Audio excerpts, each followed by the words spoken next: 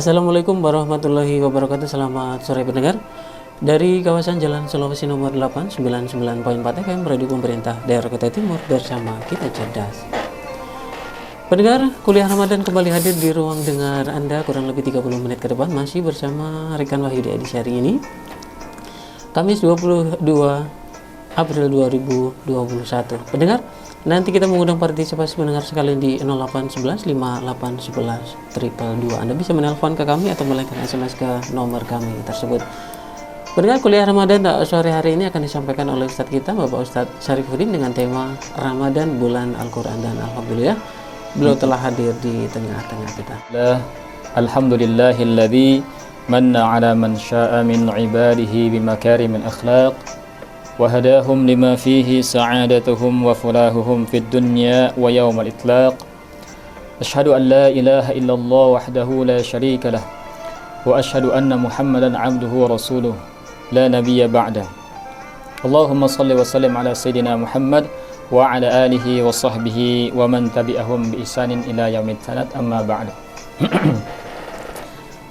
Alhamdulillah, kita bersyukur kehadirat Allah Ta'ala yang senantiasa memberikan kepada kita hidangan-hidangan hidayahnya, terutama di bulan Ramadan, bulan suci, bulan puasa, yakni bulannya juga bulan Al-Quran. Kemudian salawat serta salam kita sampaikan kepada junjungan kita Nabi Agung, Nabi besar, Nabi Muhammad sallallahu alaihi wasallam. Begitu juga kepada keluarga, kepada pengikutnya yang setia hatta yaumil qiyamah. Para pendengar sekalian, selain di bulan Ramadan ini kita diperintahkan puasa, ada beberapa kejadian besar yang turun di bulan Ramadan. Di antaranya ada dua. Yang pertama, turunnya Al-Quran, kemudian terjadinya Perang Badar. Kemudian tema kita pada hari ini adalah tentang Al-Quran, ya. Jadi ketika Al-Quran turun pada bulan Ramadan, tepatnya pada tanggal 17 di bulan Ramadan tahun kedua Hijriyah. Nah, pada saat itu Al-Quran turun ketika Rasulullah SAW bertahanus ataupun berkhalwat di Gua Hira, ya. Kemudian tepat tanggal 17 Allah Subhanahu wa Ta'ala turunkan Al-Quran. Dengan turunnya Al-Quran ini menjadikan bulan Ramadan bulan yang mulia. Ketika Al-Quran diturunkan pada bulan Ramadan, sehingga bulan Ramadan ini menjadi bulan yang mulia. Kemudian malaikat yang membawa Al-Quran, yakni malaikat Jibril alaihissalam, juga menjadi malaikat yang mulia. Al-Quran diturunkan kepada baginda Rasulullah Nabi Muhammad sallallahu alaihi wasallam, menjadikan juga Nabi yang terakhir, Nabi yang mulia.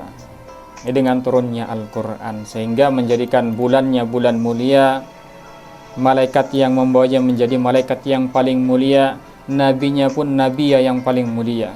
Maka orang-orang yang di dalam hatinya ada Al-Quran ini menjadi orang-orang mulia untuk saat ini. Kenapa? Karena dia menyimpan kalamullah di dalam hatinya.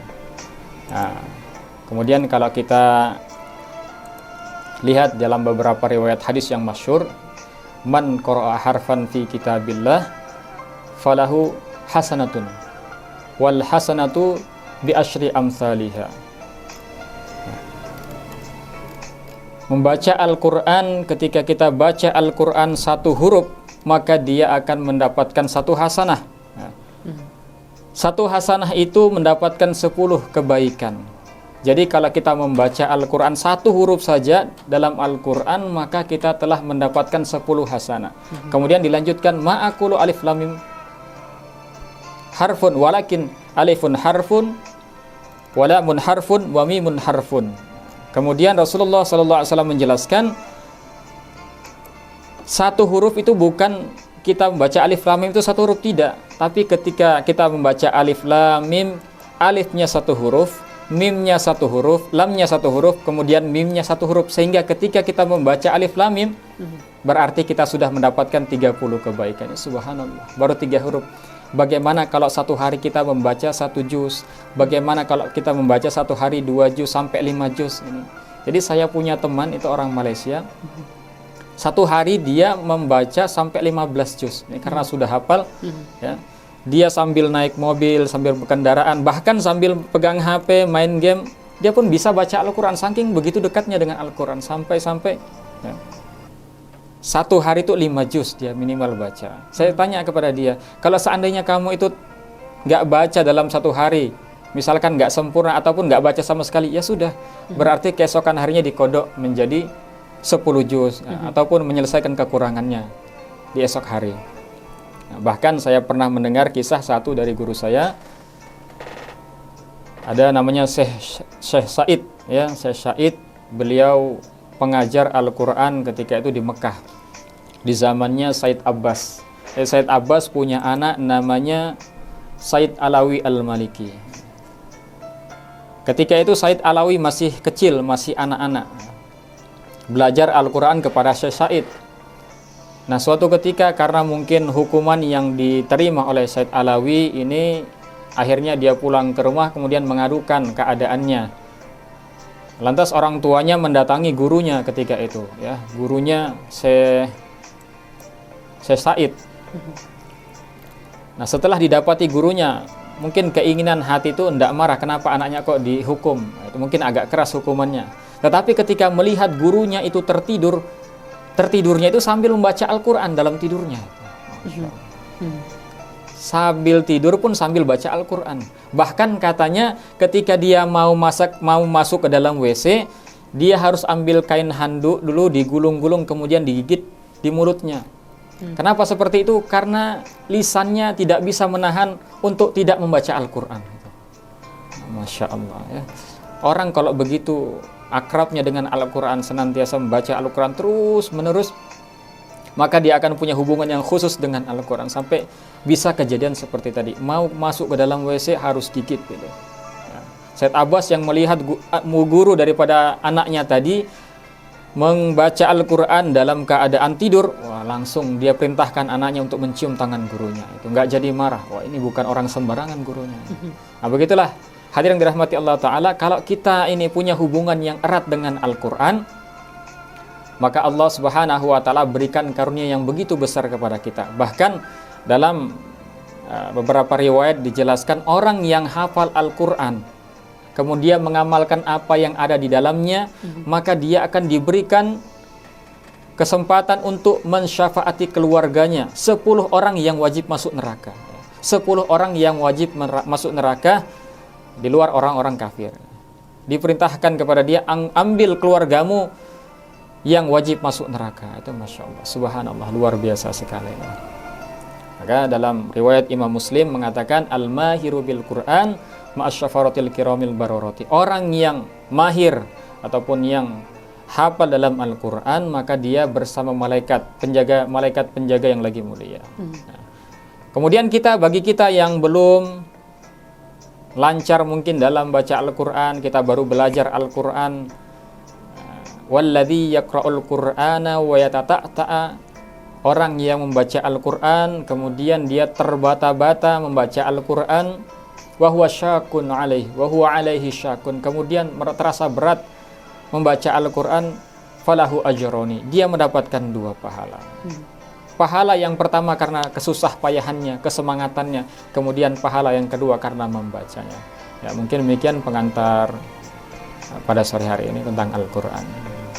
Terkait tema pada kesempatan kuliah Ramadan sore hari ini, dan kami membuka line interaktif di 0811 5811 222. Anda bisa menelpon ke kami atau melayangkan SMS ke nomor kami. Kemudian begini Ustaz, di tengah maraknya medsos ini Ustaz, ya, banyaknya media-media online, gadget dan lain-lain itu kan sedikit banyak mengurangi bahasanya itu mengurangi konsentrasi kita, mengurangi waktu kita gitu. Untuk kita lebih melihat Al-Quran itu seperti ini gitu. Artinya kan ada hal-hal yang mengalahkan untuk kita termotivasi untuk membaca Al-Quran. Ini seperti apa Ustaz, fenomena kan mungkin ini kan ya banyak hal yang seperti ini yang terjadi di tengah-tengah kita Ustaz. Untuk menumbuhkan ini Ustaz, jiwa suka kita, jiwa terpanggil kita untuk membaca dan mendalami isi Al-Quran, Ustaz. Itu seperti apa, Ustaz? Iya, baik. Yang pertama tadi fenomena saat ini ya, Masya Allah. Sekarang ini lebih banyak hubungan dengan gadget kita, dengan handphone kita daripada Al-Quran itu sendiri, ya kan? Padahal kalau kita baca dalam ayat Al-Quran sebagai hudal linnas, petunjuk bagi manusia. Itulah tuntunan kehidupan manusia secara keseluruhan, ya, dari zaman dulu sampai zaman sekarang. Bahkan sampai nanti hari kiamat ini Al-Quran penuntun kita.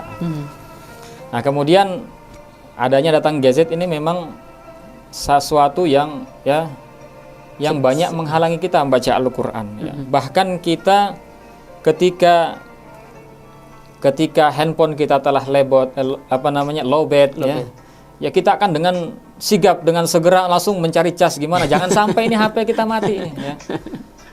Tetapi ketika iman kita ini lemah, agak menurun, ya, nggak ada perasaan apa-apa, harusnya kita sigap, bagaimana caranya sampai untuk menumbuhkan keimanan kita ini.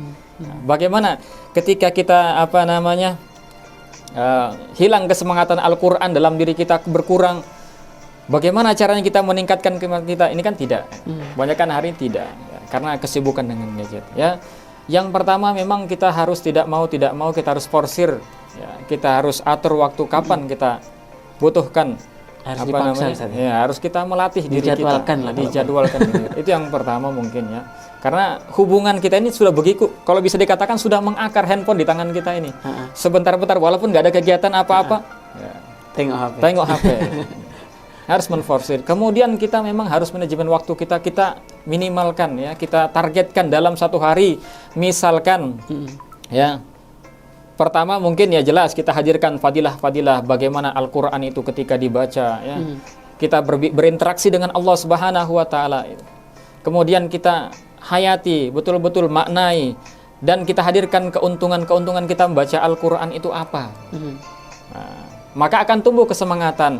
Setelah tumbuh kesemangatan baru kita ada kekuatan untuk mengamalkan tersebut. Maka ulama menganjurkan minimal satu hari itu kita membaca 1 juz, atau paling tidak dalam satu hari supaya kita tidak dianggap orang yang lalai, kita membaca 10 ayat, minimal 10 ayat. 10 ayat berapa sih? Singkat sekali.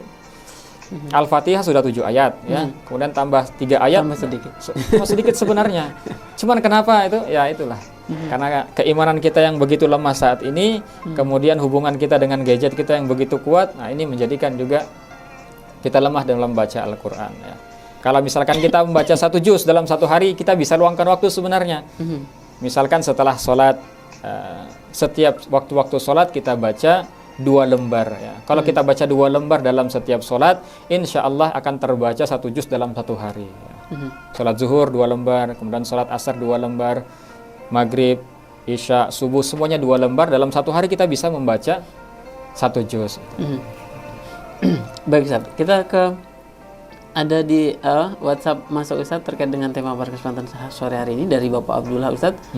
Yang Bapak Abdullah tanyakan terkait dengan bagaimana hukumnya ketika saya pernah hafal surat Al-Waqi'ah, dan kemudian sekarang saya sedikit-sedikit mulai lupa, Ustaz. Terkait mungkin kalau kita membaca dan mengamalkan kan ada fadilah dan keutamaan atau pahala dan lain-lain, Ustaz. Kemudian kalau yang terkait dengan hal yang seperti ini, Ustaz, dulu pernah hafal, mungkin ya sempat sehari-hari dibaca oleh Bapak ini, kemudian sekarang harus membaca, Ustaz, susah untuk menghafal lagi, Ustaz. Apakah mungkin berdosa atau seperti apa, Ustaz? Yang dulunya hafal kemudian sekarang tidak hafal. Ya, dalam kaitan menghafal Al-Quran kemudian melupakannya, ini memang ada beberapa pendapat, di antaranya ada 2 pendapat, ya. Pendapat yang mengatakan yang pertama, orang yang telah menghafal Al-Quran kemudian dia melupakannya, maka dia telah berdosa. Itu yang pertama, ya. Tetapi ada satu pendapat yang mengatakan kalau lupanya itu bukan lupa karena sengaja, maka dia tidak mengapa, kecuali dia sengaja untuk melupakan. Ini yang berdosa, dosanya bahkan dosa sangat besar sekali, melupakan Al-Quran ini. Karena Al-Quran itu adalah karunia Allah yang diberikan ke dalam kita, ke dalam hati kita. Kalau kita lupakan, ini kan sesuatu yang termasuk dosa-dosa yang berat, ya, besar dosa-dosa yang berat. Makanya di rata-rata pondok-pondok di Indonesia itu kenapa untuk konteks zaman dulu ya, mungkin tahun-tahun 90-an, 80-an sampai sekitar tahun 2000-an lah, itu sedikit untuk pondok-pondok yang menghafal Al-Quran ataupun pondok tahfidzul Quran. Karena takut dengan ancaman ini, jangan sampai menghafal begitu banyak kemudian setelah dihafal dilupakan. Makanya pondok-pondok ini sedikit. Kemudian terakhir berkembang dan sekarang lebih sangat-sangat banyak pondok tahfidzul Quran. Ini mengikuti pendapat yang mengatakan melupakan Al-Quran selama tidak disengaja ataupun memang tidak dalam kecerobohan, maka itu tidak mengapa ya. Memang Al-Quran itu memang cepat lari dia. Kalau tidak dia Ustaz ya, secara terus-menerus. Walaupun kita ini sudah mengulang-ulang misalkan ya,